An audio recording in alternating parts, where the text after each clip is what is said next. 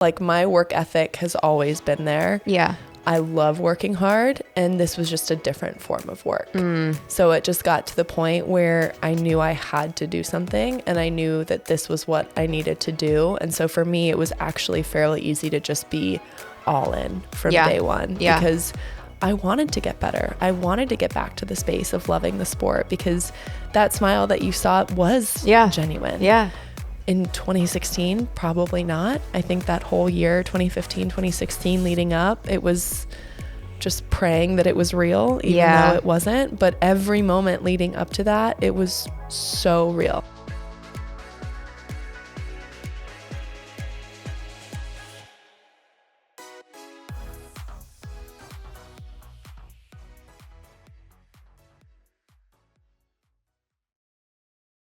This podcast is a Cannonball Media production. Welcome to Unfiltered Waters. I'm Missy Franklin. And I'm Katie Hoff. We're giving you genuine conversations to get to know the person beneath the athlete. Unfiltered. Missy and I have entered our strength era in 2024, and this partnership with Create couldn't have come at a better time. We have both been absolutely loving the Create gummies, especially blue raspberry and their amazing new flavor watermelon. Creatine is an amino acid most commonly found in your muscles and brain, and some of the main benefits are increasing strength, building muscle, and muscle recovery. What we love most about Create is the fact that it's in gummy form, which makes it so easy to stay consistent in taking such an important supplement. We would recommend this to truly anyone who is trying to optimize their healthy lifestyle. We've got a special code for you. It's Unfiltered to receive 20% off your first order. Stay strong and enjoy. We are so excited and honored to be sponsored by Little Words Project, a company whose founder and purpose means so much to us and to others. Little Words Project is a company with handcrafted bracelets with custom words or sayings that serve as wearable affirmations of our worth and everything we are capable of achieving. Each of their products have different inspirational words on them, and the idea is to wear your word for as long as you need it and then pass it on to someone who needs it more one day. The best part is they each have a unique code on their gold tag that can be used to connect your bracelet to their website, where you can track where it goes as it travels from wrist to wrist. I have a day-by-day bracelet that I gave to Missy, and it's a huge mantra for us as we started this podcast to take it day by day as we keep rolling forward. I have never taken it off. It serves as such an incredible reminder to truly take it day by day and to be proud of everything we've achieved up to this point and hope to continue to do so moving forward. So what are you waiting for? These make the best gift for yourself or for others. They're available online at littlewordsproject.com or in one of their 12 brick and mortar stores across the nation and in over 900 Target locations as well. Happy shopping. All right, everybody. Welcome back to Unfiltered Waters. Missy and Katie here, your hosts on this fabulous Wednesday. How was your day today, my love? My day was good. It's cold. It's freezing. Freezing. Well, freezing, I guess, like relatively speaking. Okay, but here's what I've noticed as a Coloradian. The cold in the South hits so different. It's like bitter. Yes. Okay, well, that makes me feel better. Out in 0 degrees in Colorado and be like, this is gorgeous. Yeah. It gets to like 40 in Nashville and I'm like, nope. I know. Oh, I'm glad you said that because this morning, I was like, because I feel like everywhere I've gone, I've lived in California, Miami, and I always adjust to that. Mm-hmm. So then I become a baby if I'm in Miami or California. But then I was in Michigan last year. And so it was like in the negatives. Yeah. And then I walked out this morning to do my cold plunge, which was like, I'll get to that. But like, I was like, oh, I've lost my tolerance. But you're saying it's just as bad. No, I think so. I think the humidity, like you said, it gives the coldness that like sharpness here. Yeah. I remember that when I was at Georgia. I remember walking around campus, same when it was 30, 40 degrees outside. Yeah. And I was like, I'm pretty tough when it comes to the cold. I'm like, you are so hard. And then I talk to people about it. I'm like, it's just the humidity. Well, that's good. Well, yeah, my day was good. I started it at a workout, Peloton boot camp. Shout out Callie, favorite instructor. She looks so beautiful pregnant. She's like, she's my goal when like I'm pregnant. Because it's so awesome. Like total side note, but it's so important for us to see women who are pregnant that are still Working prioritizing out themselves and their health and getting stronger. And she's an amazing role model for that. She is. And she is. you will be too when Thanks. the day comes. But yes, and then I'm not kidding you. I was on my hands and knees scrubbing our floors this morning only because I didn't want to get in the 37-degree cold plunge. I was like, oh, you know what? Our floor looks a little bit dirty. I will clean every inch of this house. Hands and knees. And then I was like, you know what? We really need to organize the closet. I was like, what are you doing? I'm like, I don't want to go in the cold plunge. It makes such a difference when it's cold out versus when it's warm. We're deciding whether or not to put our edge outside by our sauna or to put it inside. And I'm so nervous about putting it outside because it's brutal. But it keeps you going back because of how good you feel after, but getting in when it's cold out. And people, I'll say this, I'll keep saying this. Like I had people over the other night and they're like, I'm just not a cold person. And I'm like, what do you mean? What does it mean to be a cold person? I'm not a cold person, but I'm addicted to the dopamine hit and the high and all those things. So started my day off well, which carried over to today. And you've got clean floors. I've got beautifully sparkling clean floors out of it. So yeah. How was your day? It was good. Honestly, nothing super special. Dropped Kate off at school and she has some lessons on Wednesdays. So cute. My mom and dad took her to that while we're here filming. Yeah. But I'm so excited about our episode today. And we'd mentioned that we were going to kind of retrace our steps a little bit and come back to the actual transition of leaving our sport and going into, and I honestly, this is a pet peeve of mine when people say this, then the air quotes, the real world. Yeah. And this is something I know we're both super passionate about, but I just feel like there is such a lack of resources for athletes who are transitioning from sport. And that is every level. That is not just an Olympic athlete that is going into retirement. That is whether you're a high school athlete that's going off to college and you'll no longer be doing your sport, a collegiate athlete that is done with their 4 years that is going past that. It is so hard. So hard. It is so hard. It is one of the hardest things I think that you can go through. And I don't say that to intimidate, but I think our goal here is prep, encourage. Yes. And sharing our stories and our experiences is a way of exactly what you just said, preparing yourself. And I know that that's also a really hard thing to do because when you're competing, you obviously don't want to prepare yourself to be done competing. Yeah, it's such a double-edged sword. You're like, if I prepare for this, does that mean I'm any less invested in what I'm about to try to accomplish? I felt like that. Yeah. I mean, I feel like it's so, people say the same thing too about balance. It's like, can you have balance when you're trying to go after and do something extraordinary? That's a deeper discussion, but I think on the preparation piece, I wish that I had had someone encouraging me. And I see athletes do it all the time now. Like they're getting their real estate license or they're going to school, and like, that doesn't mean that you're not going to crush it at your next competition or crush it at NCAAs or a state meet. It doesn't matter what the level is, but that's okay. And that's probably laying the foundation way better than, I can't speak for you, but way better than I did because I was all in one hole, focused intensely, not thinking about what would happen when something was done. Well, and something we've been hearing from essentially every athlete we've spoken to so far is how important it is to have balance. Yeah. So honestly, this preparation could be an amazing way to add that sense of balance to where, just as you said, it's not that you're putting any less importance on what it is that you're doing, but you are showing that there are other facets to your life, and it takes some of the pressure off of that space because there are other things that you are working towards and that you're putting that time into. And I think that aids in that sense of balance. So I'll start with my story a little bit, and I know we'll go back and forth here, but I think mine was a little bit unique because I think what a lot of athletes experience when they retire happened to me actually after the Rio Olympic Games. And I say that because after Rio, it felt like swimming had been taken away from me. Like I was so devastated by that performance. And those 8 days were easily some of the hardest 8 days of my life. And I did end up getting a gold medal. And for those that don't know, when you are on a preliminary swim of a relay, you still get the medal that the finals relay wins in that event, even if you don't swim in that actual relay. So some relays will have 6 swimmers. Well, there'll be 4 morning swimmers, and then they'll rotate another 2 in for the finals.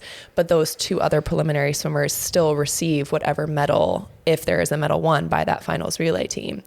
So I was actually in the Olympic Village in our dorm by myself, sitting on a beanbag chair, watching the 4x200 freestyle relay on TV.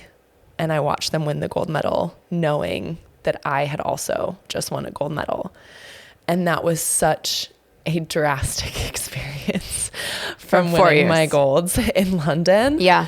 So I am so proud of that gold medal, but it just holds such a different experience and meaning behind it. I didn't qualify for a single individual final.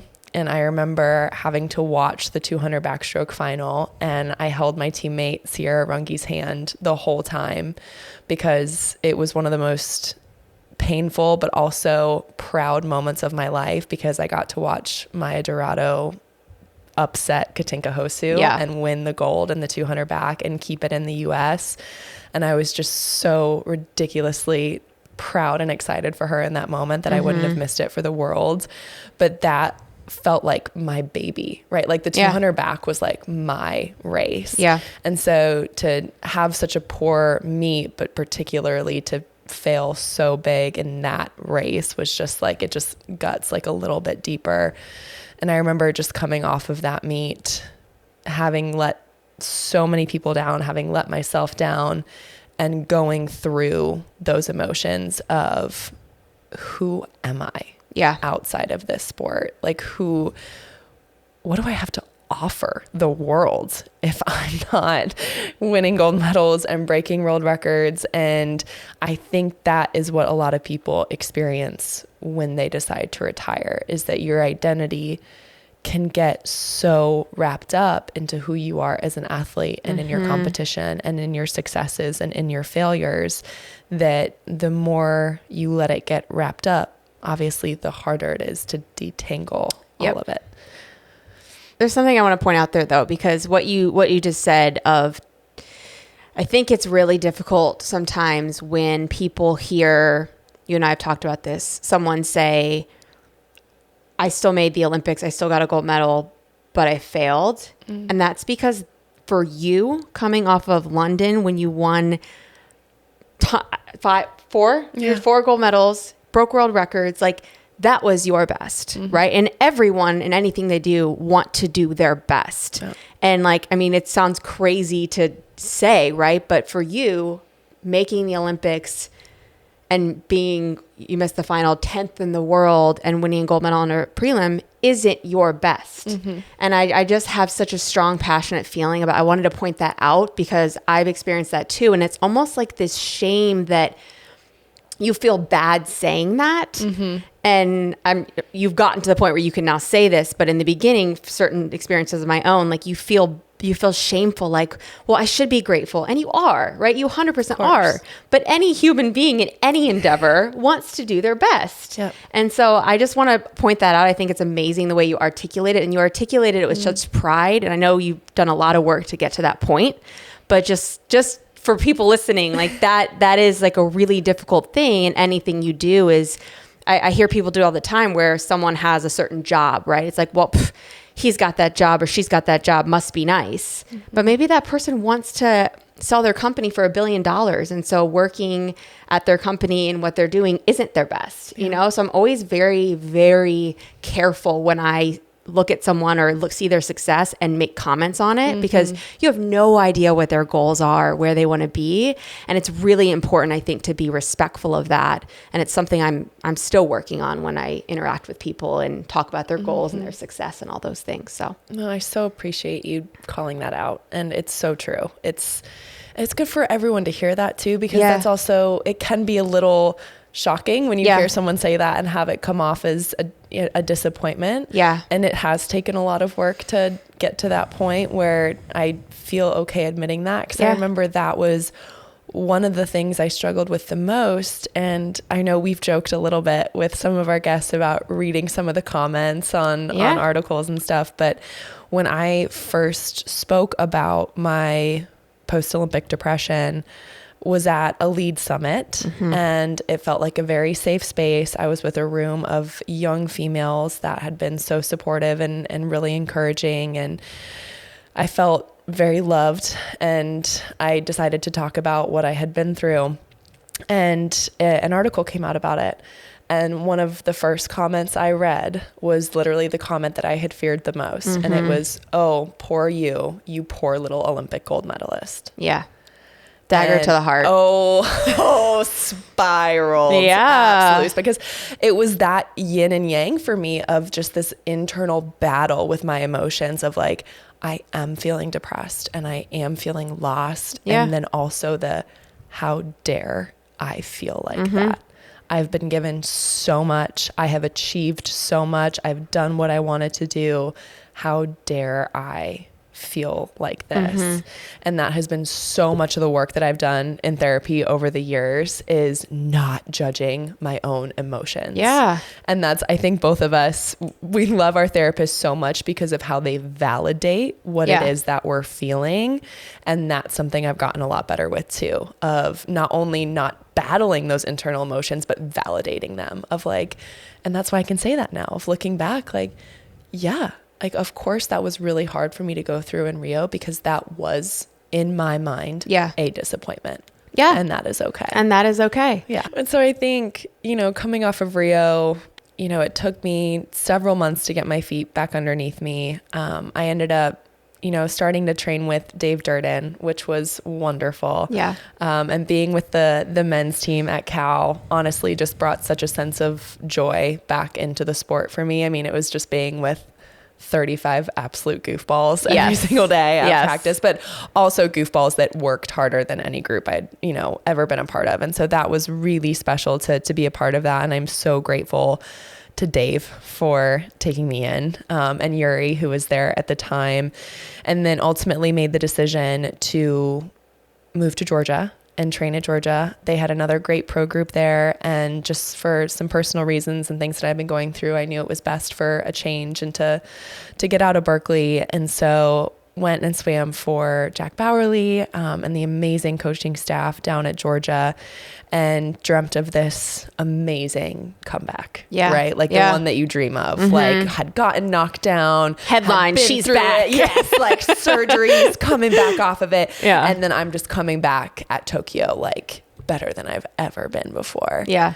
And I think the longer I was there, the more I battled my injury. It was like the more I fought for it, the further away from it I felt. And so having to retire, I think for any athlete at any stage, when you have to leave the sport on not your own terms or not on the high that you want to leave it on, it is demoralizing. I mean, it is so tough to leave something that has been such a massive part of your life for most of us, our entire lives, and have it not end with a happy ending. Yeah. Really, really hard to get that. So I had so many conversations with so many people. I was so fortunate that there were beautiful things happening in my life at the time outside of that, which I think made such a difference. I had met my now husband at the time we were engaged. And so I had really started to have this perspective and understanding that life will go on. Yep. There is still so much to look forward to, including, I've always said that my dream job was to be a mom. So I knew I had found the person that I was going to spend the rest of my life with, who was my soulmate, who was going to be the best partner and husband and father in the world. And I couldn't wait to experience those things. And so that was always kind of my light at the end of the tunnel while I was going through that. But when I did have to make that decision to retire, because my shoulders just simply weren't getting any better. And we'd worked with, it seems like every surgeon in the country who were saying, same things of, you could get the surgery, but not a big chance of it helping, and massively long recovery time. Yeah. And at that point, that was taking me, close to being 6 months out of what would have been Tokyo in 2020. Yeah. And I knew there was no way I could go through all of that and be the best I had ever been. And so all of those feelings from Rio came back. I had tools now that I didn't have before on how to handle them, but it was still a confusing time, a hard time, and I had the best support in the world while going through it. And it was still hard. So just wanting listeners to hear that too, is you can have incredible support systems and communities. And as we've talked about, be so grateful for them. Yeah. And still, we're validating that it's still a tough and hard experience. What do you feel like? Because I feel like I get these questions all the time of how do you support someone in a situation where they're pretty much helpless, right? Like you didn't have much control. Like your shoulders were done, right? They weren't fixable in a timeline that was going to be Tokyo. So what did Hayes do? What did your parents do? What did Jack Bowerly do? What did those people in your life do that made such a difference? Listen. I teased you up for that one. Listen. I didn't know what you were going to say. We feel very strongly about this. But I think that is just so important because that was something I used to struggle with so much. Is I loved being the friend that other friends would come to talk about things, to like discuss what was going on in their life. And then I got to a point where it would stress me out because while they were telling me what was going on, I was busy trying to formulate a response, a plan, versus listening to them. Yeah. And I kind of figured that out on my own of like, that's not the kind of friend I want to be. And then when I actually went through it, that was so eye-opening because I remember being the person that did just want someone to listen. Yeah. Like, I didn't want them to say the perfect thing. I didn't want them to give me advice that was going to change the trajectory of my life. Like, I just wanted them to listen. And so I think that takes so much pressure off the support systems as well, to know that's really all you have to do. Yeah. Is just listen, validate the experience and what they're going through, and then ask them what they need. And they may not know. And I think that's a big thing too. And that's something that I'm even now like really trying to utilize with my closest friends and family, is if they're going through something, it's, I don't know what to say. I don't know what you need, but if you know something I can do to help you, please tell me and I will do it. And I love you. Yep. Like as simple as that. Yeah. I mean, I think I brought this up because I do think it's a journey I've gone through as well, but I do think that, it's so hard. It's so simple, but it's so hard because you want to just fix it for that person. And it's so difficult to watch your spouse or your child or anyone you love go through this terribly heart-wrenching thing, and you just have to sit there. But yeah, the moments I look back on, the hardest moments of my life, it's just someone saying, wow, that sucks, or that's so hard, and I love you and I'm here for you. Absolutely. Like I've texted you and you're like, what can I do? I'm like, just say you love me. I do. You do. So it's just like, I think I'm so passionate about talking about that because there's so many fixers in this world, and it's coming from a place of love, but it's the worst thing you can do. It's just, unless I'm coming to you and I'm like, all right, fix it now, I'll do that too. But most times when it's out of your control, you just need your trust tree and your people that love you. Absolutely. And I think the cool thing about our story is the different trajectory that we both took after we retired. Yes. So we'll get into it a little bit more. I stayed heavily involved in the sport. You did not. I beelined away. So I want to talk about that a little bit more and talk about what led to your retirement, take you back to 2012 trials and what that experience was like for you, and what led to that decision of really just not wanting to be involved in the sport at that time. Yeah, not a fun time. It's funny, when I was writing my book, Todd, I would work with the ghostwriter and talk through all the scenarios and basically just like word vomit to my ghostwriter. And he could tell by my demeanor and my mood when he came home, and he was like, are you in 2012? Are you in 2009? Like, it was crazy. I was like, era you were in. I'd be like bubbly. Like, are you in 2007? So like, but I feel like similarly, the reason I resonate with 2008 for me was, yes, I won 3 medals. Yes, I went some best times. Yes, I broke American records, but it wasn't the Olympics that the expectations and the people with the female Phelps label gave me. And so I left, I feel like. If you and I had $1 for every time we were called the female Michael Phelps. Like, I would just be a billionaire. So, which, like, again, don't get us wrong. Yes, a huge honor. But like, we weren't, neither of us were going for 8 golds. I remember finally at one point being like, again, thank you so much for that amazing comparison, but can I just be the first Missy Franklin? Yeah. Yeah. I mean, I didn't, okay? Or just being like, don't you feel like an American record is a success? Yeah. Like it just, that's a whole nother time. We should do an episode just on that. Yeah. But I think, leaving that, I felt that was when I kind of had my initial crisis of, okay, I didn't live up to my expectations or other people's expectations. And I didn't have enough wherewithal to be like, okay, I need to step away and figure it out. It was just like, okay, I'm going to switch coaches. I'm going to change in training environments. And I was still just broken. And so basically from 2008 to 2012, it was just kind of this roller coaster of like, I hit a couple highs, like Dubai was a great for me. And then something crazy would happen and it'd be like, okay, back down again. And so it just felt like I couldn't ever really find my footing in the way that I had found between 2004 and 2008. And so I just remember going into 12 knowing, right? Like, where you're at. I knew I'm not strong enough right now to make an individual event. I had sworn off IM altogether, which is crazy to look back because there were just such painful things associated with it. I was like, I'm just going to strive for the relay. I can make top 6. I can do that. That's what I want. I'm going to go. I'm going to enjoy. And that was kind of my mindset going into it.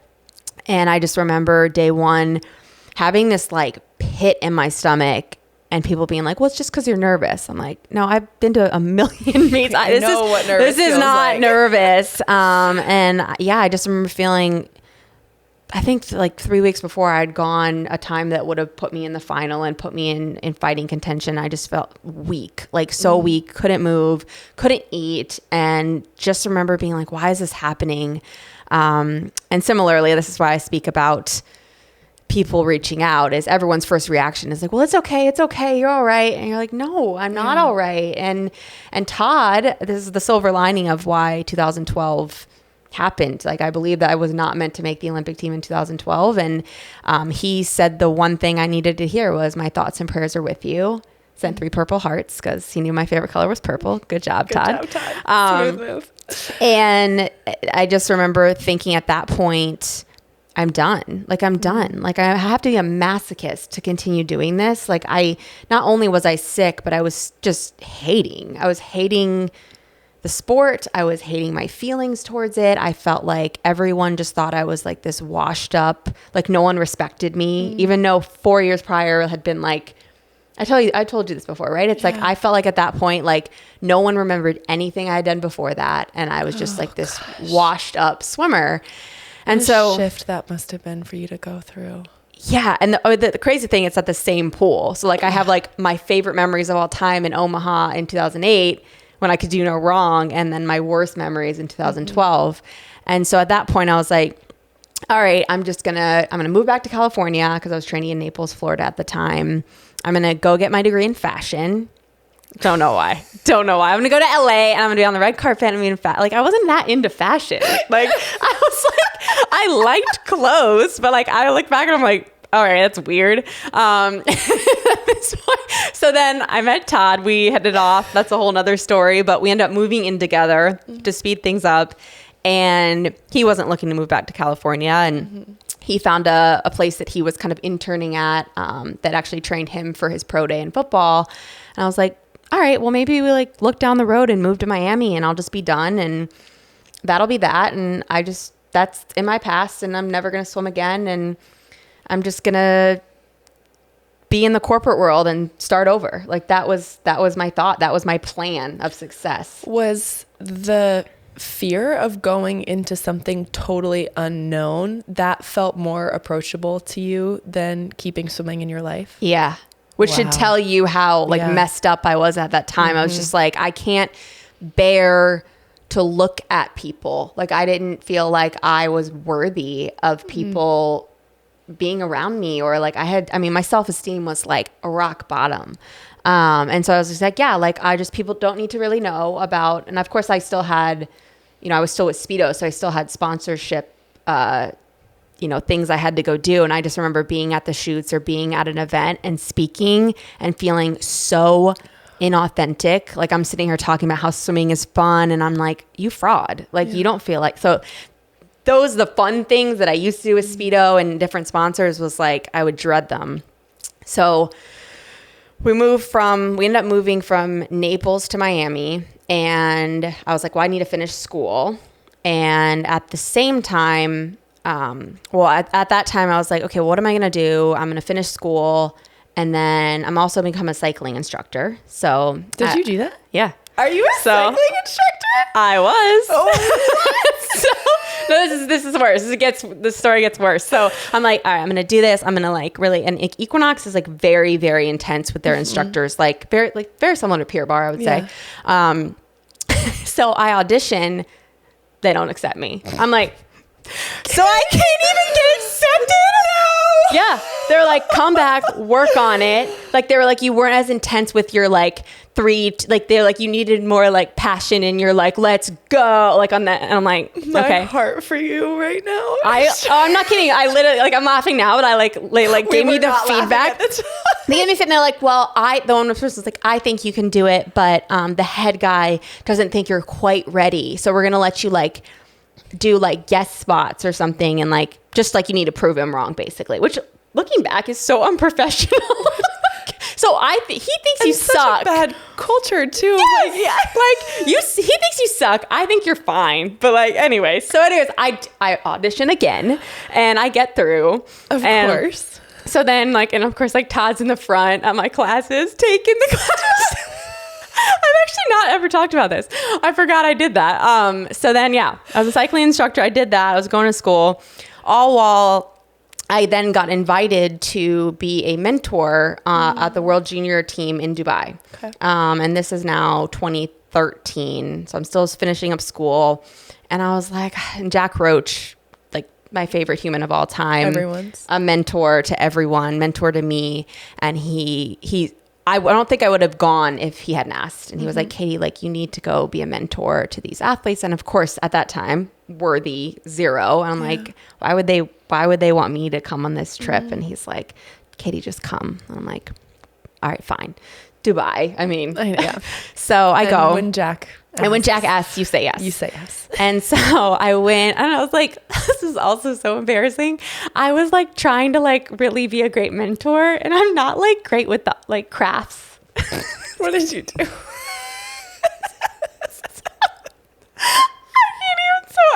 They were like, I like give a little like motivational thing, and then they go to the pool, and I stayed back, and in the team room, there was like, there's like this like red construction paper. And so I taped it all together and I made a sign with like USA and I put all their names on it.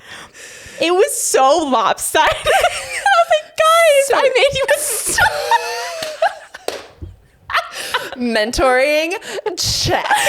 Arts and crafts, A+. Like I told Todd and he was like, that's not really a strength of yours. And I'm like, nope, it wasn't. Like I'm going to ask, Caleb Dressel was on that trip. Kathleen Baker, it was like a stacked trip.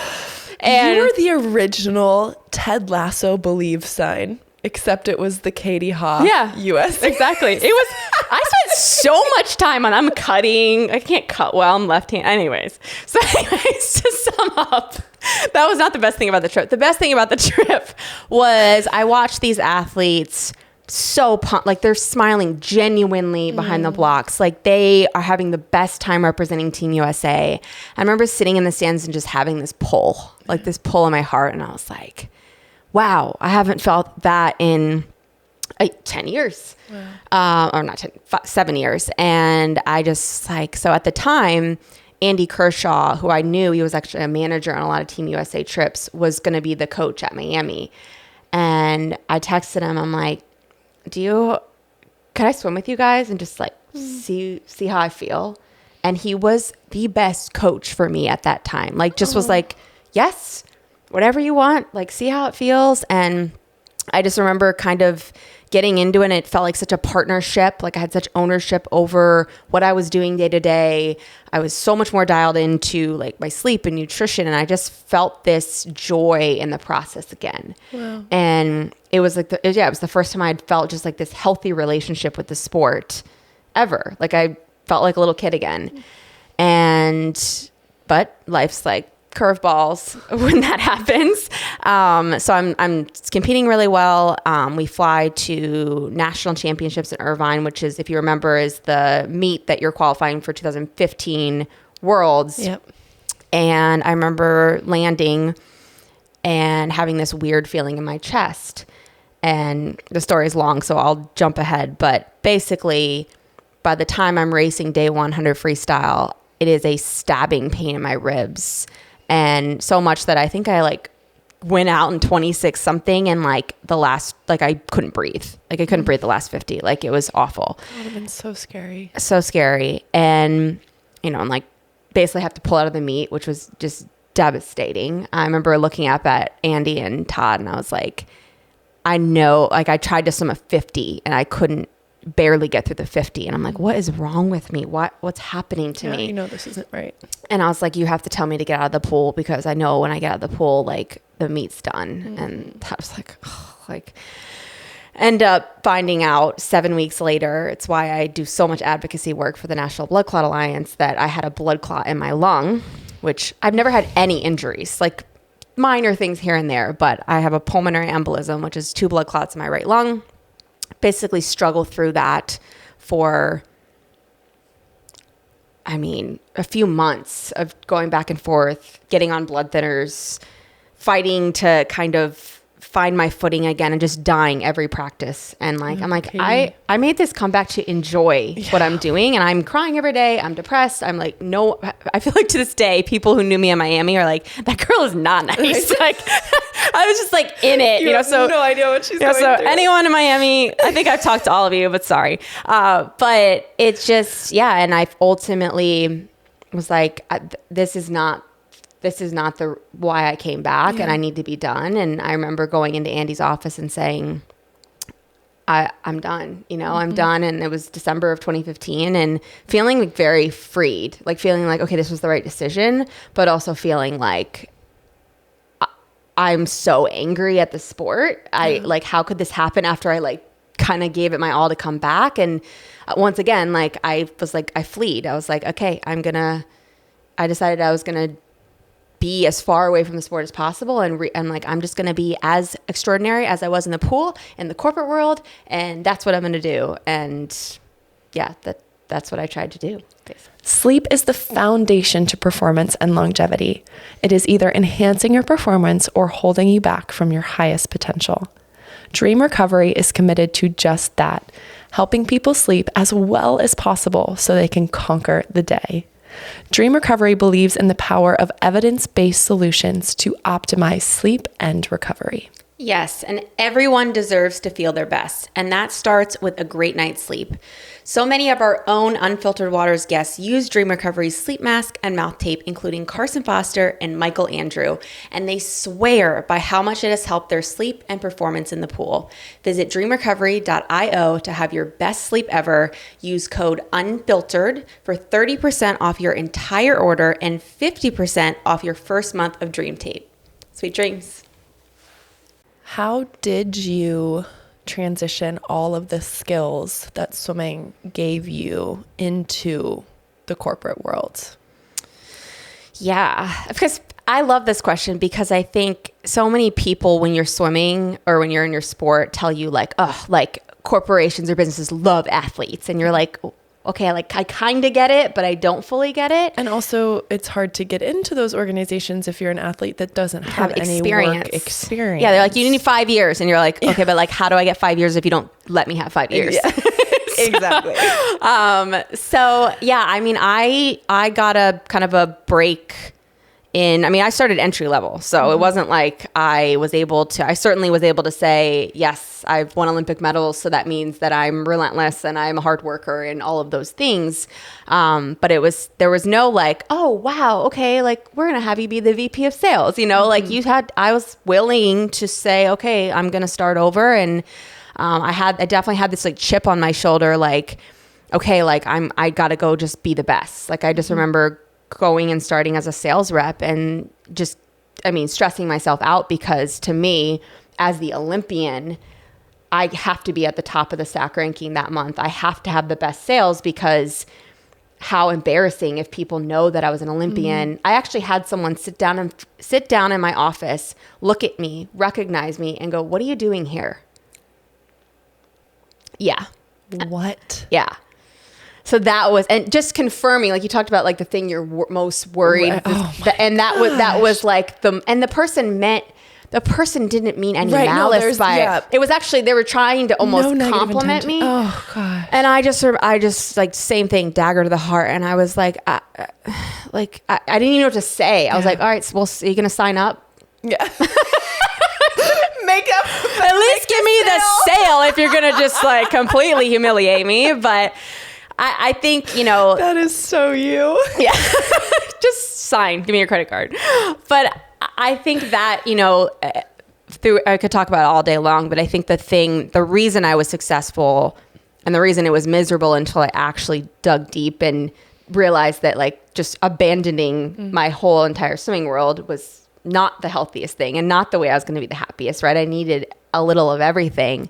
But anyone who goes into the corporate world or anything is going to be, you're going to be successful because it is true. Like everything that you learn in your sport, being on time and working hard and working with the team and being coachable and accepting feedback, all of those things do translate. I think the biggest piece of advice I have though is that you have to figure out where they fit in because it is different. It's not black and white. Someone might get this crazy lead that doesn't seem fair and it's gray, it's not as like, here's the time you go. And so I think that took me a while of figuring out like where the skills applied. And that can be a frustrating piece when people move into that type of environment. But it's so encouraging just to hear your story. And I want to thank you for so many of the statements that you made that I know just like myself has taken a long time to get there, to even like admit, and for you to even say out loud that you were feeling unworthy, that, that it's just for so many of us who have looked up to you for so long that would never think for a day that you felt unworthy of anything. Like it's so powerful to hear you say that. And it's just such a good reminder that you never know what people are going through. You never know what they're experiencing. And as you mentioned, even at the beginning of this episode, like just being thoughtful of the other person's experience and what they're going through. And it may be very, very different than what you see. And to just be aware of that. But I think you had or continue to have an incredibly successful career completely outside of the sport. Do you now today get that same feeling when you find the success in your career that you did when you were swimming and you went your best time or you broke that record? Or is it similar feeling but different? Similar but different. I also think that's another thing is I went into my sales rep positions and whatever as like thinking like, okay, I have to replicate, right? I have to replicate what it feels like to break a world record. Like what? Like that's don't set yourself up for that. That's setting yourself up for failure. And so it's just understanding like I kind of had to go a deep dive of like, okay, like why did I like those feelings? Like why did you like breaking your world record? Right? Yeah. I actually want to know why. No, answer that question. Just like it was rhetorical, but now I'm actually curious. Twofold.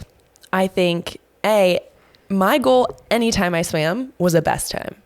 Yes. I wouldn't care whether that was first or whether that was last. If I could go a best time, like my number one goal was always to beat myself and to be the best version of myself that I had ever been.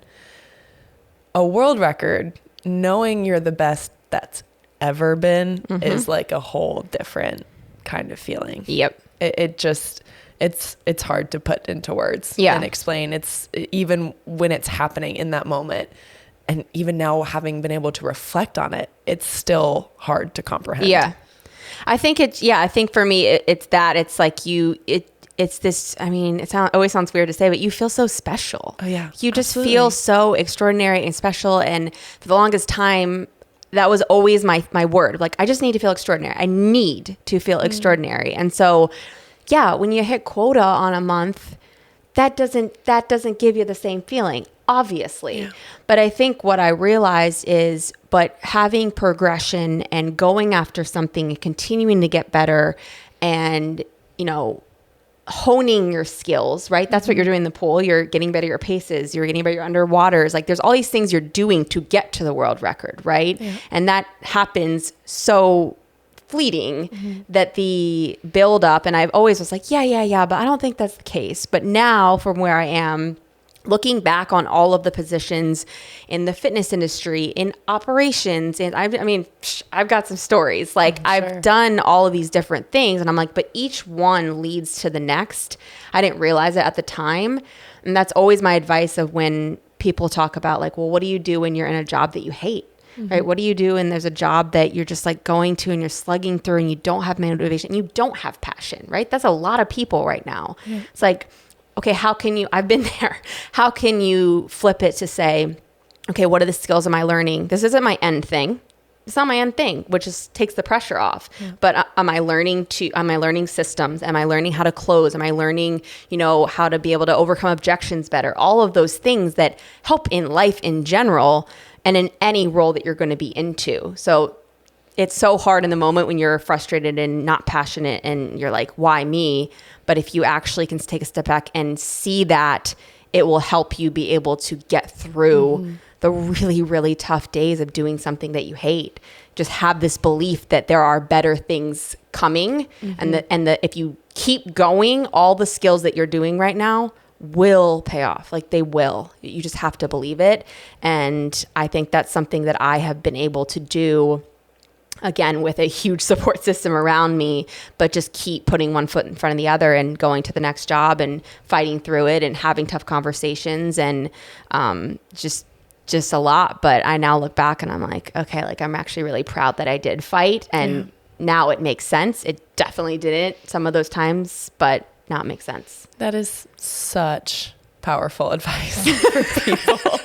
I just rewind and just keep listening to that over and over again. I probably also will. Like, remember you said that and you're really frustrated, go listen to your own podcast. Just go back and take a listen. No, thank you so much for sharing that. And, I want to touch on too, kind of going back to what we were talking about at the beginning as well, of preparation. Yes. I think we should both talk a little bit about what we think athletes can do to prepare themselves for this transition. I think from mental, emotional, and actual, like tactical ideas moving forward. I think for the emotional piece, this is work you can do at any time. Anytime. Right? And that's been so awesome, again, about some of the guests that we've had on, is they're doing this work right now as they're still competing. They are learning who they are, how to separate who they are as a person away from, what it is that they're doing in the pool every single day. So if they have a bad practice, if they have a bad race, a bad meet, it does not make them a bad person. Yes. And doing that work, I think, is so important if you have the access to a sports psychologist or a therapist or a friend, just someone that you can talk to when you're having some of these emotions and feelings and working through that, so that when the day comes that you do transition away from your sport, you've already put in some of that work. And I really think it will still benefit you as you are competing as well. 100%. Did you work with someone throughout your whole career? Just leading into Rio. I unfortunately waited until things got really bad. Yeah. Until I did. And then I worked with a sports psychologist through Rio. But at that point, that was just a Band-Aid for a gaping wound, because we just didn't have the time. And then afterward, I found a therapist and we started working on the the stitches. The stitches. Yeah. And did you find someone, like, was the therapist that you found leading into Rio also someone, the same person you worked with after? It was not. No. Okay. I wanted to work with someone outside of the sporting space. Because I think I knew that what I wanted to work through ran deeper than just swimming. It wasn't so specific that it was just about, you know, my nerves, you know, creating an inability for me to perform at my best, I knew it was deeper than that. I knew it was genuinely like my self-worth and value was so wrapped up in this that I really needed to like dig. I needed to dig deep. And so I found a therapist out in California while I was there who was wonderful. And we just had the hard conversations and helped give me a sense of who I was. And I think that sense of balance that ironically I had so well when I was 17. Yeah. Right? Going into Rio, when I didn't even know how important it was the best it had ever been because I was 17 and I wanted to spend time with my friends and I wanted to go to prom and I wanted to do all of these things because I never wanted swimming to feel like it was taking away from my life. I never wanted to resent it. I always wanted it to be something that added to my life. And then I just completely lost sense of that balance. And I think that shift for me was, I thought if I went 110% all in, this is the only thing I'm thinking about focusing on doing, then I was going to see results that I had never seen before. Yeah. And that just completely backfired. Yeah. It's interesting because I haven't told you this before, but I'd always have to, no matter what, fake a smile behind the blocks. And I was always like, I'll ask you, like, I was always envious. I'm like, I feel like Missy's smile is genuine and she's like having so much fun out there. And I'm like, I'm so envious of that, you know, because I just felt like the weird part with mine is that I did do my best when I was a psychopath. Yeah. Like when I was like, oh, interesting. Yeah. And so it was like, I believe that I could have done it the other way too, but I think because it's like, okay, well, like I'm breaking records and I'm swimming really fast and I'm thinking that this is the only thing I need to do. Right. Yeah. And so I didn't really have like this advice where, hey, maybe it's okay to spend more time with your friends and you don't have to be home by this time, or maybe you should, you know, have some other hobbies. You know, there wasn't a lot of that. Arts and crafts, but not arts and crafts. Well, I did have my hip hop class once a week that I started, which I had to showcase, but it was great. You did a showcase? Yeah. Oh my gosh. Fergie, here I come. My parents showed Todd 3 months into dating. They're like, oh my God. And like, I was not also like, I'm better at dancing than arts and crafts, but I'm not like that good. So also mortifying, but sidetrack. Also the fact that they were showing like recital videos, but instead of you being 3, I'm 19 years old. 19 years old in a little schoolgirl outfit because that was what my teacher wore. Oh yeah. A lot of gyrating. Oh, good. We're just gonna super great. One of the words I did not think was gonna come up on the podcast. So moving on from there, I don't know how we got there, but it was actually really deep. We were talking about just some laughter in there, but yeah, like I think it's important to, regardless whether you're you and you're able to accomplish, like remembering, hey, remember what you were like when you were 17, you can still succeed like that. Or someone like me who's super high strung and thinks that that's the way to do it. It's like, no, seasons happen, things can change. And as you get older, I think it becomes that much more important because you are an adult, right? You know, professional athletes or athletes in college, you're an adult. You're 20 years old, you're 22 years old, and you need to feel like it's okay to be a human being and not just be this robot that goes and practices and comes back and that's it.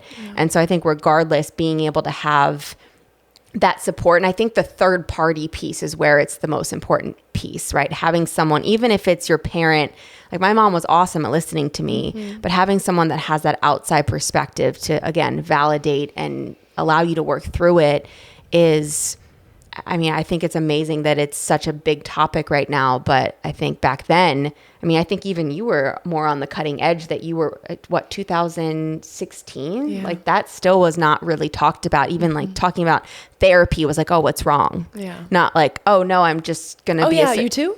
yeah. Yeah. Like, oh, nice. Where do you go? Yeah. No, it was just like this taboo thing. And I think nowadays I think it's becoming more normalized, but I still think there's some like, Oh, totally. There's a lot more progress to be made. a lot more progress to be made. And I guess my question to you is, what ultimately empowered you? Like, what feelings were you feeling? Like, were you scared? Like, what were you going through when you first sat down with your therapist? Oh my gosh. I was ready to do the work because I had gotten so low and had hit that bottom that I was always willing to work hard. Like, my work ethic has always been there. Yeah. I love working hard, and this was just a different form of work. So it just got to the point where I knew I had to do something, and I knew that this was what I needed to do. And so for me, it was actually fairly easy to just be all in from day one because I wanted to get better. I wanted to get back to the space of loving the sport, because that smile that you saw was genuine. Yeah. In 2016, probably not. I think that whole year, 2015, 2016 leading up, it was just praying that it was real, even though it wasn't. But every moment leading up to that, it was so real and so genuine. Like, I loved the sport of swimming. I had so much fun with it. It gave me so much. And it's taken me a while, but I'm back to that place of like, when I think of swimming now, I think of that. Love that. I think of the joy, and I think of what it brought me and what it's given me. And that helps so much as we have these discussions and we talk about these transitions, because I don't want swimmers to leave not loving the sport, because it is so beautiful and it's given us so much. But I understand why a lot of athletes do have a hard time leaving and why it's such a tough transition. Yeah. But I think, it's a dream of ours, and, hopefully athletes that are still competing, that swimming, when you look back on it, is still a beautiful memory for you. Yeah. And that's why I think conversations like these are so important, and just talking about those transitions and what's happening. I'd say that the one other thing I want to mention too, before we start to close out, is the importance of mentorship. Yes. As you're going through these Thank you for bringing that up. Yes. Yeah. I think that we really need to place a higher emphasis on mentors. Yeah. Coaches, amazing. Parents, amazing. Yes. Mentors, amazing. Like, I think they need to be up there in line with, if you have a figure in your life that you find successful, admirable, that you look up to, sit down, take them out to coffee, ask them about their life. Yes. Ask about their story, ask how they got there. If there's someone in a profession that you are interested in, ask to take them out to coffee. Like, there is no harm in asking people if they'll just sit down and have conversations. Yeah. People love to talk about themselves. They'll do it in a heartbeat. And also the networking that comes along with that. I think the mentorship and the networking is a huge piece. And those are two things that, again, you can do while you're still competing. Yes. That don't take it all away from what it is that you're doing within the sport, but can give you that little sense of like a net underneath you of like, okay, I am doing these other things. I'm exploring these other options. I'm looking at what it is I'm passionate about and potentially different routes on how I'm going to get there by talking. That's all you have to do, is just by talking to these different people. So I think looking out for those mentors in your life, who they could be, and then really focusing on networking. Yeah. And introducing yourself to people, getting, and again, you don't need experience in networking to network. It's literally just making friends. That's the thing too. It's like, I almost think the society needs to recoin networking, because I think networking has been used so much that it has become like this, like almost, someone said that to me the other day, and I'm like, I'm not trying to network with people. Like, I'm just trying to make friends. I'm just, like, I think you're cool. Like, I want to connect with you. You seem like you'd be fun in the sauna. Come on over, like, or like, let's go get coffee. Like, I think it doesn't have to, networking, I think used to be this amazing thing where like, let's get together. But I think now people view it as like, oh, you're trying to get something from someone. No, like you just want to connect. You see someone, they're like-minded or they're doing what you might want to do. And it's just, to me, like there's no ego about it. You're just like, I just want to speak with you and I want to hear about your experience and I want to learn from it. I want to be a sponge. I feel like having a mentor at any level, having a mentor in different areas of life, I think is huge too. Like having a mentor in the sport of swimming, having a mentor in, a business setting, having him that's almost one of the first questions I've always asked when I've been on an interview and I'm talking to a CEO or a founder. I'm like, who are your mentors?